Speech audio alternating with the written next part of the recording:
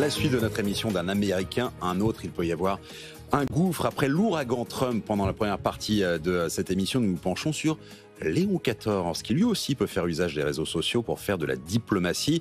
Oui, mais pas en lettres capitales. J'en parle avec mes invités. François Mabille, bonjour. Vous êtes spécialiste de la religion et de la diplomatie pontificale face à vous, ou en tout cas pour en parler aussi. Jean-Baptiste Noé, il ne s'agit pas d'un débat. Bonjour Jean-Baptiste, vous êtes docteur en histoire économique, rédacteur en chef de la revue Conflit, et puis nous sommes en direct avec Blandine Chalini-Pont. Bonjour Blandine, vous êtes professeure d'histoire contemporaine et aux relations internationales à l'université Aix-Marseille. Pourquoi parler de Léon XIV aujourd'hui? C'est parce qu'on sort, vous l'avez compris, depuis quelques jours d'une séquence très intense de guerre, puis de diplomatie. En d'autres temps, nous aurions peut-être eu droit à des prises de parole qui n'appartenaient qu'à lui, celle du pape François. Et puis, dès le lendemain de nos interrogations, il y avait justement ce tweet, cette fois-ci de Léon XIV, que je me permets de citer. Il est décourageant de voir aujourd'hui que la force du droit international et du droit humanitaire ne semble plus être contraignante, remplacée par le prétendu droit de contraindre les autres par la force. C'est indigne de l'homme, c'est une honte pour l'humanité et pour les dirigeants des nations. Comprennent qui voudra. François Mabille, nous, Béotiens, étions étonnés justement de cette prise de parole ou cette prise de position, parce qu'on avait déjà oublié, on avait passé une semaine au mois de mai à essayer de détailler la biographie de cet homme qui était parti de Chicago pour aller à Chiclayo, dans une autre partie du monde, pour finir à Rome. Est-ce que ça vous a surpris, cette prise de position? Il y en aura d'autres, on va les détailler. Non, pas beaucoup, parce que depuis le début de son pontificat, on voit bien que Léon XIV opère une sorte de recentrage de l'Église catholique sur un certain nombre de sujets. Et je dirais que c'est conforme au style que l'on commence à lui attribuer, à savoir non pas effectivement des déclarations tonitruantes, et en cela il y a une différence assez importante avec son prédécesseur, et puis un rappel effectivement du droit international. Or, l'Église catholique dans son enseignement, et je dirais dans sa pratique diplomatique, soutient le droit international et le droit humanitaire. Blandine Chalini-Pont, il y avait cette prise de position sur le droit international et sur la loi du plus fort. Et puis, au-delà des tweets, il y a eu le week-end dernier une réception de plusieurs milliers de ressortissants ukrainiens. Et cette prise, là aussi, qui diverge par rapport à ce que disait François, qui mettait un petit peu ukrainien et russe sur un pied d'égalité. Et la proximité affichée, je lis encore ce tweet du pape Léon XIV, proximité à l'Ukraine martyrisée, aux enfants, aux jeunes. Pourquoi, là aussi, le représentant, au-delà de sa propre personnalité, le chef de l'Église catholique a pris position aussi clairement pour une partie, sachant que factuellement, c'est la partie qui est agressée? Voilà, et il l'avait déjà fait avant que d'être pape. Il ne réseaute pas trop et il n'a pas souvent auparavant manifesté ses opinions, on va dire, aussi internationales sur les réseaux, mais il avait déjà tweeté sur la situation en Ukraine. Et à peine il a été élu, et par la suite, au moment de son inauguration, de son intronisation, on disait avant cela, il a réitéré déjà, avant de recevoir Monsieur Zelensky, il avait réitéré cette expression de l'Ukraine martyrisée. Donc, le fait que l'Ukraine était agressée fait partie pour lui des évidences. Et il a souvent rajouté dans ses discours depuis que la diplomatie et la paix ne pouvaient être recherchées que dans la vérité. Donc, il prendra les positions qu'il prendra, il essaiera toujours de les prendre en vérité. Et cette vérité-là, c'est celle du droit international, notamment du droit international et de la lecture qu'on peut faire des événements à travers le droit international. Jean-Baptiste Noé, ça veut dire que le pape François, lui, mettait de côté le droit international? C'est une question volontaire. Oui, non, il le mettait aussi. Moi, je note deux changements. Il y a un changement de style, qui est indéniable et c'est normal, chaque personne a son style. Il y a aussi un changement technique. Le pape François avait une diplomatie qui était assez personnelle et qui s'appuyait sur des diplomaties un peu parallèles, notamment comité Sant'Egidio. Il avait mis un peu de côté l'appareil diplomatique du Vatican qu'on appelle la secrétariat d'État. Et Léon XIII a opéré un changement très important dès le début. Léon XIV. Léon XIV, pardon. Léon XIII peut-être déjà. Mais Léon XIII aussi, mais Léon XIV a opéré un changement très important dès la première semaine avec un discours à la secrétariat d'État où il a remis cet appareil diplomatique au centre et comme usage de la diplomatie vaticane. Donc ça, c'est un changement technique important, et ça veut dire aussi une diplomatie qui est davantage dans un travail de fond et davantage dans un travail de l'ombre, et un peu moins dans les grandes phrases ou dans les grands coups d'éclat. Parce que la diplomatie du Vatican aussi a très peu de moyens de levier et de pression, et c'est son problème. Oui, j'allais y venir. Quand vous dites pas de grandes phrases, vous terminez lorsque le pape, quasiment dès le début de son pontificat, fait offre de médiation pour tous les conflits du monde. Pardon, si vous avez la foi, vous pouvez vous dire Alléluia, nous allons faire la paix partout. Si vous ne l'êtes pas, ou si vous n'avez pas la foi, vous dites voilà une belle grande phrase qui ne mange pas de pain. C'est tout le problème, c'est-à-dire qu'il fixe un objectif, après l'objectif est compliqué à arriver. Et justement, Léon XIII, pour le coup, le vrai Léon XIII, avait placé sa diplomatie sous le règne des médiations, en jouant le rôle de médiateur. Et ça, c'était une tradition après reprise par les autres papes, et notamment Jean-Paul II, François ou Léon XIV, en disant nous, on n'a pas de moyens de pression militaire ou économique. En revanche, comme on a cette neutralité au sens où on recherche la vérité, on va pouvoir réunir chacune des parties et les faire discuter pour trouver une solution. Et ce rôle de médiateur est un rôle important pour le Saint-Siège. François Mabille, est-ce qu'on avait des exemples, ou est-ce que vous pouvez en détailler justement de médiation pontificale, je dirais? Oui, alors juste, je vais répondre à votre question, mais effectivement, je pense que si on veut bien comprendre le rôle du Saint-Siège en tant que médiateur, il faut le comparer à d'autres petits États sur la scène internationale. La Suisse, régulièrement, effectivement, fait des offres de médiation, accueille des conférences internationales. Genève, voilà. Le ministre des Affaires Exactement. étrangères. Alors là, la différence, c'est qu'effectivement, on a une institution qui est catholique, mais qui néanmoins, dans son statut sur la scène internationale, revendique sa neutralité. Donc, vous voyez, on retrouve exactement cette similitude. Ensuite, pour répondre à votre question, oui, bien évidemment, deux exemples très rapides. Le pape François l'avait fait, et Jean-Baptiste traite la question dans son livre, entre Cuba et les États-Unis. Donc, il y a eu tout un travail qui a été fait dans l'ombre, précisément, de pré-discussion, de pré-négociation, jusqu'à ce que les deux acteurs acceptent de se rencontrer, de discuter, de reprendre leurs relations diplomatiques. Et puis, on a l'exemple du Chili et de l'Argentine, avec le pape Jean-Paul II, qui s'était effectivement fait médiateur à la fin des années 70, 79, si ma mémoire est bonne, précisément pour que les deux États trouvent un accord autour d'une question précise, celle d'un canal. Voilà. Donc, et on pourrait donner d'autres exemples plus anciens. Donc, ça fait partie... Mais pardon, mais dans le contexte qui est l'actuel, c'est-à-dire, finalement, c'est un constat qu'il fait, le pape, en parlant de primauté du plus fort, de la loi du plus fort sur le reste. Est-ce que, là aussi, comme certaines organisations internationales, le Saint-Siège est un peu mis de côté? De facto. De facto, le Saint-Siège est effectivement à la marge dès lors que c'est la force qui prime et que ce sont des relations de puissance à puissance ou de puissance à sous-puissance qui prédominent.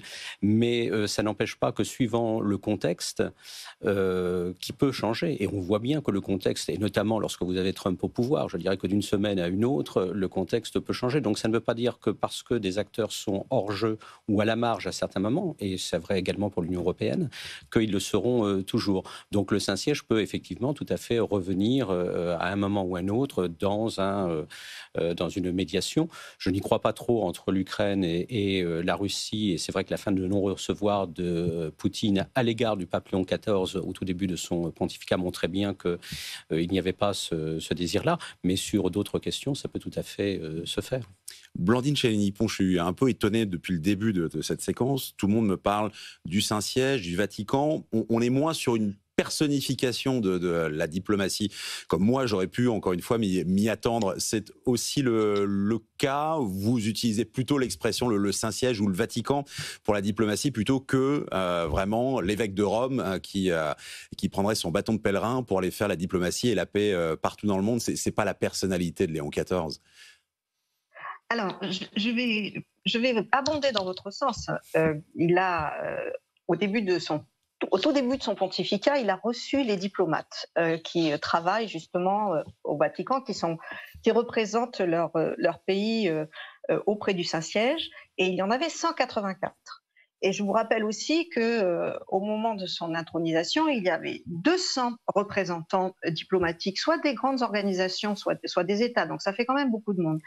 Et à son discours devant le corps diplomatique, il a réitéré son désir de paix et exprimé auprès des diplomates ses remerciements d'être présents et d'être, par le fait de leur propre contact, d'être des vecteurs, des ponts pour la paix. Et il a en même temps dit qu'il se rendrait dans le plus de pays possible, à commencer par exemple par la Turquie, et que donc il liait ensemble la diplomatie du Saint-Siège, parce qu'il y a aussi au Saint-Siège une secrétaire d'État qui est dévolue à la diplomatie du Saint-Siège, mais que lui-même, en tant que pape et donc chef du Saint-Siège, avait sa part très active diplomatique dans ses déplacements. Et je vous rappelle qu'il a eu au téléphone Vladimir Poutine il y a peu de temps, ce qui n'était pas arrivé à un pape depuis 2021. Depuis 2021, Vladimir Poutine avait refusé tout contact direct avec le pape ou avec son représentant, le nonce Zuppi par exemple. Et là, il a pris au téléphone le pape Léon XIV. Donc, je serais moins... effectivement, il n'a pas de division, il n'a que des armes diplomatiques, mais il a aussi une arme communicationnelle qui est qu'il peut parler en public, il parle aux foules, et à de nombreuses reprises pendant ce mois de juin, il a pris la parole en public pour des occasions, on va dire, liturgiques ou religieuses.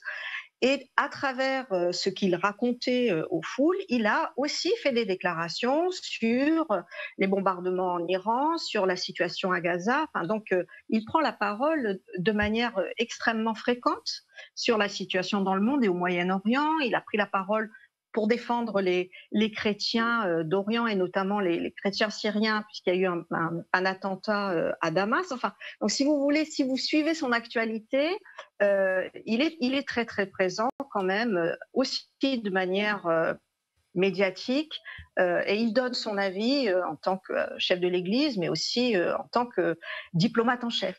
Et puis, Jean-Baptiste Noé, il faut qu'on parle aussi du Vatican géographiquement. Blandine Chaly-Nippon, comment dresser le nom ou les chiffres des représentants diplomatiques qui étaient là pour l'inauguration, pour avoir discuté à maintes reprises avec du personnel diplomatique français au Vatican ou près du Saint-Siège. On est dans une concentration inédite d'ambassadeurs, de représentants, et quelque part...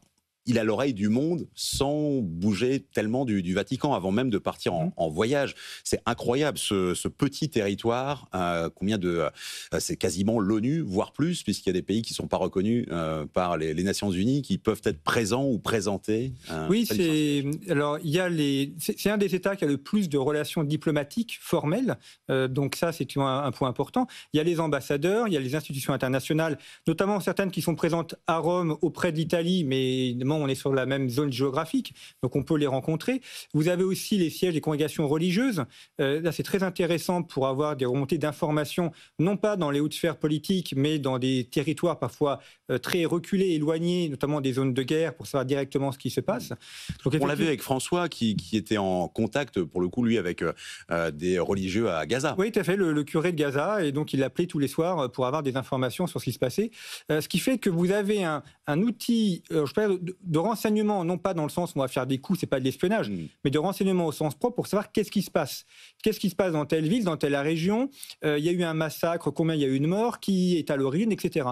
Et vous avez effectivement dans une zone géographique très restreinte, des personnes pas forcément catholiques d'ailleurs, mais qui peuvent se rencontrer et échanger entre elles, de manière formelle ou informelle. Donc c'est aussi un lieu de débat et de discussion. C'est une sorte de grande ONU dans un décor romain. Oui, mais François Mabille, qu'est-ce qu'il en fait, Léon XIV? Parce qu'il avait la même chose, il a le même outil, François, et il en faisait à sa tête, sur certains sujets, en tout cas, sur certains sujets. Oui. Et Léon XIV, parce qu'on connaît encore très mal, vous connaissez la saturation médiatique qui arrive avec un nouveau pape, et qui disparaît parce qu'une autre séquence arrive. Pour l'instant, il est un petit peu tôt. On n'a pas de grand discours du pape Léon XIV, ni, je dirais, sur les affaires internes de l'Église, ni sur l'enseignement social, même si on sait qu'il souhaite que l'Église catholique se mobilise sur les questions sociales. Il l'a dit. Oui, mais on n'a pas senti d'urgence dans ses discours. Non, il n'y a pas d'urgence, sans doute parce que c'est davantage que dans son prédécesseur un homme de dossier. Et effectivement, c'est un homme qui écoute, qui rencontre beaucoup, qui se livre tout de même à un exercice de calinothérapie depuis maintenant plusieurs semaines. Moi, j'étais frappé de voir à quel point Blandine Chili-Nippon parlait tout à l'heure des nonces. Reprenez le discours du pape François aux nonces apostoliques, donc aux diplomates du Saint-Siège, et comparez-le au discours que leur a tenu Léon XIV. Vous verrez qu'il y a une différence de style considérable. Voilà. Dans quel sens? C'est-à-dire qu'il y en a un qui était critique, qui dénonçait des styles de vie, etc. Il leur disait, voilà, vous devez changer votre façon d'être, etc. Et un autre, Léon XIV, qui est beaucoup plus dans l'écoute, qui dit ce que disait Jean-Baptiste Launay tout à l'heure, effectivement, la secrétairie d'État, le dispositif du Saint-Siège est important, et donc nous travaillons ensemble, et je suis également à votre écoute, et je compte sur vous pour m'aider. On voit bien qu'il y a en permanence cette interaction-là. Donc on est dans un temps de transition, et effectivement sur la question des relations internationales, il faudra sans doute attendre encore quelques semaines, pour ne pas dire quelques mois, pour que la vision, s'il en a une d'ailleurs, ce n'est pas obligatoire, du pape Léon XIV apparaisse. L'un de ses prédécesseurs, Benoît XVI, n'avait pas d'appétence particulière pour la géopolitique, et donc durant son pontificat, vous ne trouverez pas de grands textes comme il y a pu y en avoir, ou avec Jean-Paul II, ou avec le pape François. Blandine Chali-Nippon, vous aviez évoqué le premier voyage à venir, la Turquie, qui était prévu déjà pour François. Là aussi, ça dit quelque chose d'une vision d'un pape, s'il tient à avoir, comme le disait François Mabille, une vision géopolitique. Est-ce qu'on connaît déjà la suite du programme, ou au moins les volontés du pape pour l'étranger? Alors, ce qu'on peut dire, juste en revenir à la Turquie, il souhaite se rendre donc en Turquie pour le 1700e anniversaire du premier concile de Nicée, qui a été le premier concile œcuménique, la rencontre de tous les évêques chrétiens de l'Antiquité sous l'empereur Constantin. Moi, je pense qu'il a plus que le pape précédent un sens des affaires du monde, ne serait-ce que parce que il a lui-même une grande expérience en ayant été le responsable de son ordre. Il a beaucoup voyagé au moins entre les 3 continents, et il a des idées sur ce qui se passe dans le monde. Voilà. Donc peut-être que c'est pas un grand géopoliticien, mais en tout cas il comprend la mesure des choses. Et moi, ce qui me frappe dans les discours qu'il a, toutes les déclarations qu'il a faites jusqu'à maintenant, c'est son désir de rappeler aux États qu'ils ne sont pas l'alpha et l'oméga, que les États en fait sont des lieux qui et les chefs d'État ont la responsabilité de leur peuple et de leur population avant toute chose. Et deuxième point, que le rapport de force ne conduit nulle part, non plus que la guerre. Donc il a déjà eu des paroles très fortes sur les risques de guerre, sur les risques nucléaires, et sur toutes les voies possibles de retrouver les chemins de la paix à travers la communauté internationale. Et ça va être un des grands défenseurs, je pense, demain, de la notion de communauté internationale et de coopération entre les États. Mais Jean-Baptiste, un grand soutien de l'ONU. Justement, on parlait de l'ONU, on parlait... Pour moi, ça va être la question, c'est est-ce qu'il va se rendre à l'ONU avant la fin de l'année, puisque c'est le 80e anniversaire de la création de l'ONU. Le voyage n'a pas encore été annoncé, mais tous les papes depuis Paul VI y ont été, au moins une fois, Jean-Paul II 2 fois, et y ont été notamment pour fêter les dizaines. François y était pour le 70e anniversaire, donc en 2015. Donc là, ce sera une indication très intéressante. S'il n'y va pas, ça sera quand même un signal un peu négatif envoyé comme une sorte de déclassement un peu de l'ONU. Et s'il y va, évidemment, son discours sera très attendu, d'autant pour un Américain. Chicago et New York, d'ailleurs, ne sont pas très, très éloignés. Donc, le voyage n'a pas encore été annoncé, mais ça sera intéressant de voir s'il y va. Et s'il y va que pour l'ONU ou s'il y va dans un cadre un peu plus large, avec également les États-Unis. On a passé la demi-heure précédente à parler de quelqu'un qui, pour le coup, n'a pas de problème à faire primer la loi du plus fort, qui essaye de ne plus être dans la simple volonté et les discours, mais qui fait pour le meilleur ou pour le pire. Si on est vraiment dans ce cadre-là, la parole d'un pape, aujourd'hui, ça sert à quoi? Au-delà d'une communauté immense et sur les 5 continents, mais par exemple sur des sujets comme l'Iran et Israël, qui ne sont pas directement des sujets qui touchent la communauté catholique. J'essaye là encore d'être un petit peu caricatural, mais c'est pour arriver à une réponse détaillée. À quoi sert un discours papal aujourd'hui sur la géopolitique? Alors concrètement, d'abord, ça sert à former les catholiques qui peuvent aussi avoir des idées et avoir des directives. Et malgré tout, c'est quand même plus d'1 milliard de personnes, donc ça a quand même des incidences, y compris parmi des chefs d'État qui peuvent aussi se sentir contraints, un peu obligés par ce qui est dit. Ça sert aussi en matière de renseignement, d'information. Je pense, par exemple, pendant la guerre de Syrie, beaucoup de catholiques présents ou de chrétiens non catholiques ou d'associations ont contribué à avoir des informations de renseignement et c'était aussi utilisé par certains États, dont la France. Oui, mais ça a servi aussi par certains religieux au régime de Bachar el-Assad. Alors, ça, c'était un petit peu l'ambiguïté, effectivement, de la Syrie, où certains ont eu, localement, on peut avoir un joint un peu trouble. Et puis, ça peut servir, sur le cas de l'Iran, par exemple, il y a eu quelques années, une négociation entre le Vatican et l'Iran pour la libération de soldats anglais. C'était 7 ou 8 soldats anglais qui avaient été libérés par ce cadre-là. Alors, vous me direz, c'est un micro-résultat, mais c'est quand même un élément intéressant, on parle de médiation, et un élément de résultat concret. Vous avez vu, par exemple, le pape François qui s'était rendu en Irak et qui avait rencontré le grand dignitaire chiite irakien. Donc, par ce biais-là de la rencontre personnelle, ça c'est un élément sur lequel François a beaucoup insisté, la rencontre personnelle et l'échange personnel, ça permet aussi d'apaiser certaines situations un petit peu complexes et ça permet de mettre un peu d'huile, un peu de baume au cœur sur des conflits qui paraissent sans fin. Là aussi, il y a toujours une petite croix catholique partout dans le monde. C'est aussi pour ça qu'au-delà des grands discours, François Mabie, il peut y avoir de la diplomatie, mais au plus petit dénominateur sur tous les territoires du monde. Oui, bien sûr. Il y a les ONG catholiques qui peuvent agir. On a nommé Sant'Egidio, par exemple, une communauté bien connue, mais ce sont également, je pense à l'exemple colombien, parfois des diocèses, ou voire des associations locales. Donc, vous voyez, on évoquait tout à l'heure les contextes. Dans un contexte de post-crise, il y a ce qu'on appelle de la diplomatie à voix multiples. Ça va de l'ONU aux États, mais ensuite, ça descend jusqu'au niveau local. Et là, les structures catholiques peuvent effectivement être intéressantes. Et puis, pour répondre à votre question précédente, j'ai envie de vous dire ce qui est intéressant également, et c'est la singularité alors, des acteurs religieux, et notamment du pape François. C'est aussi intéressant de rappeler que les relations internationales, ce ne sont pas que des rapports de force, que des rapports politiques, militaires ou économiques. Ce sont également des rapports culturels, également des rapports religieux. Ce sont également des grandes questions éthiques. Et à cet égard, la parole du pape est également intéressante. Finalement, si vous prenez l'exemple de ses prédécesseurs, notamment de François, François était sans doute l'un des seuls leaders mondiaux véritablement connus.